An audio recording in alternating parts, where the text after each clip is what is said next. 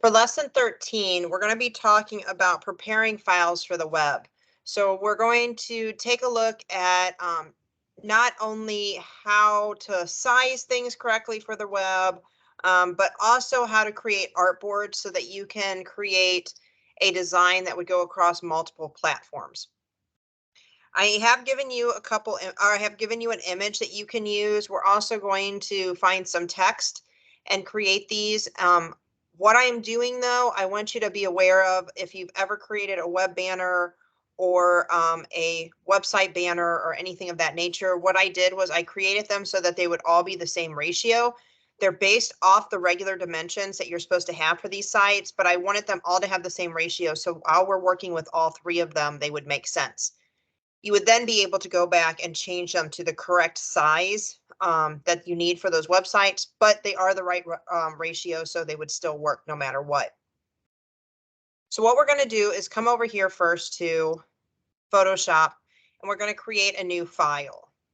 Let me move my recording thing down here. Okay, we're going to create a new file. And under this new file, I'm going to go ahead and name it lesson 13. Now, for this one, because we are working on things for a web page or for YouTube, we are going to change this automatically to pixels instead of inches. And we're going to change our resolution to 72. For a computer screen or for digital media, you just need this to be at 72. Now, if there's any chance that you're going to print something at some point from this, you can make it higher and then always resize it when you go to put it on the web, or whatever you need to do, but I always suggest just starting at 72 because that's how you're going to actually be seeing it. Okay, then we're going to start with the YouTube banner. And again, like I said, the numbers are going to be a little bit different, but it's the same ratio as what you would find if you looked it up. I did also put a document onto the module for this that will show what the actual dimensions are if you're creating a lot of these documents. Okay, so we're going to start off with a 2048 pixel by 338 pixel at 72 resolution and hit create. Now, if we were doing all the same size, I'm going to open this back up for 1 second. If we were doing all the same size and I know we need 3 artboards, I could click here and add more artboards. But since we're going to be doing them different sizes, I wanted to show you how to add them in after the fact. Okay. So this is our first artboard. This is our YouTube one. Now we're going to create another artboard. And to do that, you need to grab your artboard tool, which is under your move tool. So if you click on it, do artboard. And what I'm going to do is, artboard, and I'm just going to draw right over my artboard. So click up in the top corner and draw down. Now it's going to say artboard above it, or artboard 1. It also gives you these little plus signs. So depending on what you're working on, 2 of the 3 are going to be long and skinny. So I'm going to add to the bottom so that we can have them all on our workspace at one time while we're working on them. But let's say you were doing tall verticals, you could do left and right, or you could do these from top to bottom, however you want to do them. That makes sense for what you're working on. I have seen people too make them so that they like they were doing a PowerPoint presentation and they had them so that they flowed into each other a certain way so the design would flow across them. You could do that even. For us though, it just makes sense. We're going to do the plus sign on the bottom. And I'm going to go ahead and change this size one for my leaderboard. And I'm going to do 2734 by 338. Okay, so I'm going to leave the height the same. And then I'm going to do one more. And I'm going to change this one to 338 by 338 because it's going to be a little bit more square for the mobile. Okay, then I'm going to go back up here and I'm going to grab my move tool and I'm going to do Control-0 and center my screen. So now we can see all 3 of them. On my move tool, I'm just going to click out here in the black area. Now you can see that they're named Artboard 1, Artboard 2, Artboard 3. We're going to come over here and double click on them in our layers and we're just going to rename them. Why? Because it's going to be easier. You can see it now changes it up here to say YouTube. It just makes it easier to know what we're working on while we're working on it and we don't have to remember. And then the third one, I'm going to call, second one I called leaderboard, third one I'm going to call mobile. Okay. So even if it makes it easier for you, which it usually makes it easier for me, I'm going to pull these up and put them in the same order. And you'll see those two little blue lines when it's okay to move it up. I'm going to put them in the same order as I'm going to be working on them on my screen just for my own sanity. Okay. Now, the next thing we're going to do is add images to them. Now, when you're thinking about designing something like this, what you have to keep in mind is where your spacing is. And YouTube is very specific. It has a very specific safe zone that it tells you to stay in between. It cuts a little bit off each side in case you're switching from like a computer screen to a mobile device. The dimensions are going to change a little bit. So they tell you to make sure you leave a little bit of blank space on each side. And that blank space could simply be the color of your background. Or if you're doing something like a pattern and you're not worried about part of it being cut off, then that could work as well. But any of your text and anything that is very important for the viewer to see, you want to keep within that safe zone. It's the same thing really with your leaderboard and your mobile. You should always leave that kind of side space, just depending on, you know, what type of phone somebody has or what type of computer they have or what the screen resolution that they have on their computer is. So a lot of things can come into play. So you always kind of want to keep it a little bit simpler on the sides. That being said, the easiest way to do this is to create a frame that you have to work inside of. To do that, there's a couple different ways. You can find the image. So let's go ahead and open our image up and we'll go to File and Open. And we're going to be working with this shoe right here. Okay. You could do the Control A, Control C, and Control V when you get over here and put it right in the space that you want it. Great. Now you just have to pay attention to how big you're spacing it and everything. Or you can give yourself a safety net. And with that safety net, you can create a frame and say you're staying within this certain area. We talked a little bit about text with this, that you can create a text box and that way your text remains in one certain area. So it's up to you how you do it. But I'm going to show you the frame tool because that's part of this lesson. So what we're going to do is come over here and we're going to go to this tool right here that's called the frame tool. And again, my screen shifted, so I'm going to Control 0. And I'm going to draw it, and I'm going to leave myself about the same size space on both sides. Now, I don't have the exact space that you need, the exact size, but you can create it to the exact size if you want it to. I'm just going to kind of come over here and do pretty close.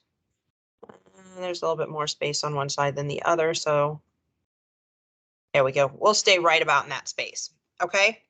Now, when you create the frame tool, you're not just going to copy and paste.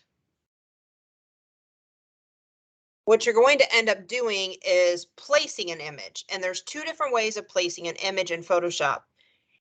If you've ever worked in Illustrator or Illustrator or InDesign, you're going to realize that when you place things, you're usually linking a file. So if I come up here and I go to File and I go to Place Linked, what you need to do is you have to keep that file in the same place that you're putting in there, no matter what.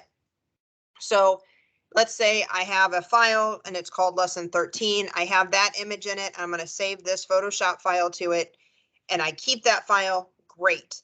No problem. They're in the same spot. But if I downloaded the shoe and I made a file called Lesson 13 and I put this Photoshop file into that, then if I was to delete my downloads, that shoe would go with it. It would no longer be linked.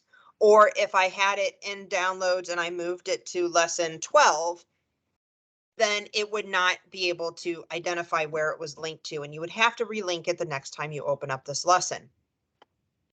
Which all depends on what you're working on. There's going to be times when you have to move things. There's going to be times when you have to relink them. Just be aware that's how it works. The other way is a lot of stuff that you do in Photoshop is usually embedded. So whenever you create a Photoshop file, you put images into that Photoshop file, you close that Photoshop file, you delete all those extra files that you didn't want to hold on to.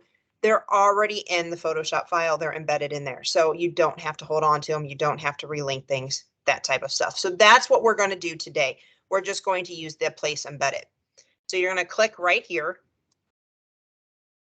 and you're going to find where you have that shoe at and you're going to put it in here. Now, when this blue line appears, that's the size of the actual image of the shoe itself. And if that blue line's around it, then you can move that shoe as much as you want, and you can see that gray box. That's where we're supposed to stay inside of. Now, if you want to, that allows you to move it. If you want to change the size of that shoe, then, or that image, you're going to Control T while that blue box is around it. And now you can make it bigger. You can make it smaller. You can make it fit in that box any way you want it to fit. So I'm going to just size it up a little bit. For my design, I want to focus on this Nike Free right here. I want this to be kind of the more important thing.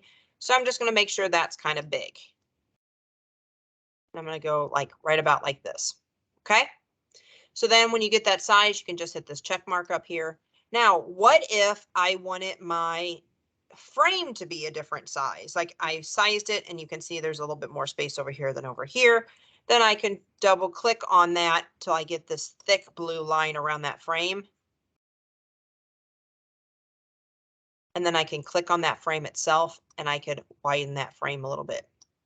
Okay. So you can change the frame. The frame's not permanent. It's just there so that you stay inside of it. Okay, so we got this first one done. So I'm going to grab my move tool and just click outside. Now you can see this is how my design is laying out. Okay, now we're going to do the same thing, but we're going to do it for the leaderboard. And you can tell that the leaderboard is going to be bigger. So it's going to be a bigger place, a bigger frame box. So I'm going to grab it. And I'm going to start about the same place just to give myself some space on that end. And I'm going to go down, kind of do the same thing on the other end. Okay, so now I have my place box here as well. And I need to put my image back into it. So I'm going to go to File. I'm going to place embed it. I'm going to grab my shoe again, place it in there. I'm going to click on it once so that I have this big box, Control T. I'm going to size this one's a little bit bigger because it is a little bit bigger of a box. There we go. And I want to focus on this Nike Free just for my design. There we go. And then one more time, we're going to come down now and we're going to do it in this little square. Now this is going to be a completely different shape. That's okay.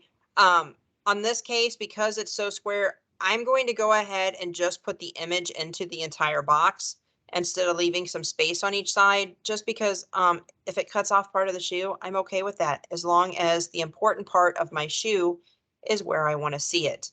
So I'm going to come up, File, Place Embed It, Shoe. There it is. I can Control T and I'm going to zoom in really tight on it. Just like this. Now, again, remember, I'm paying attention to where this placement is. So I want to keep a little extra space over here that if it cut off, it wouldn't be any big deal. And if it cut off over here, it wouldn't be a big deal. Now, normally you don't really want it to cut off your name logo. So I'm going to do like this. So it's the Nike starts a little further over and it ends a little faster. Okay. So there are my 3 designs that I've got going. Now, I don't want it to, if the screen size is different, I don't want it to have this white spot here. I want it to actually just have this red color go all the way across it. Now, with this background that I chose, this red of the shoe, you can see that this red and this red is pretty close in color. So we're going to put a shape behind it. But I forgot something. I'm going to go back one step. Sorry. Let's do the Nike word first. That way we can keep it within our safety zone. So if you go to your Creative Cloud app and open it, remember you can go down here to Manage Fonts, browse more fonts, and it's going to open into Chrome. And we're going to use Futura. I actually looked it up to see what kind of font it uses. It's Futura PT. And that's what Nike uses, and I'll hit enter. It's going to find it for me. It found the one, there it is, Futura PT, and you're going to click into it. And this one has 22 different fonts, but the one that's closest to Nike is right here, this bold oblique, and you're just going to activate it. If you want to activate all 22 fonts, go right ahead, but this is the only one we need for this. And remember, I can come up here and where it says the quick brown fox jumps over the lazy dog, I could type in Nike and be able to see. This one kind of is the closest. Okay, so I activated it. I'll come back over to my Photoshop. I'm going to type in the word Nike. I'm not going to put it in a box because I'm paying attention to where my red box is right now, my safety zone. So I don't need to do a text box. And I'm going to set it by hitting the check mark. And now I can change the size. And I know for mine, I did this earlier. So it's going to be about 250 for the size that I want. There we go. And you could play with the fonts if you wanted to. You could, do whatever you want with them. For Nike, they keep their word really, really close to each other. So I'm just going to squish the letters in by about negative 50. And kind of put that where I want it. And there we go. Now I'm just going to cheat and I'm going to copy it right here. It's right here in my YouTube one. I'm just going to make a copy of it. And I'm going to drag it down and knock it into my leaderboard. And if I wanted to make it bigger, I could make it bigger. So let's do 275 to make it fit that space a little bit better. Bam. Okay. And because it says Nike on the tag right here, I'm not even going to put my Nike on the mobile. You could put it up here on the top little corner if you wanted to, but I'm just going to leave it the way it is. Now, the last step for this to finish our design is to put that red behind that I was just talking about. So we know the red's pretty close. So I'm going to come up here to my eyedropper tool, and I'm going to click right here on the edge in the middle of this red, and it's going to set my foreground color. Okay. Then I'm going to grab my shape tool. I'm going to come up here to YouTube, and I'm going to draw me a great big red rectangle. And then I'll move that to the bottom. Bam. And you can see it's pretty close. There's a little bit of a highlight right here. If I was doing this for a serious client, I would play with that and fix that. But for what we're doing now, it's close enough. And then I'm going to come down here to leaderboard. I'm going to do the same thing. Bam. And draw it behind. Oh, put it behind. Come on.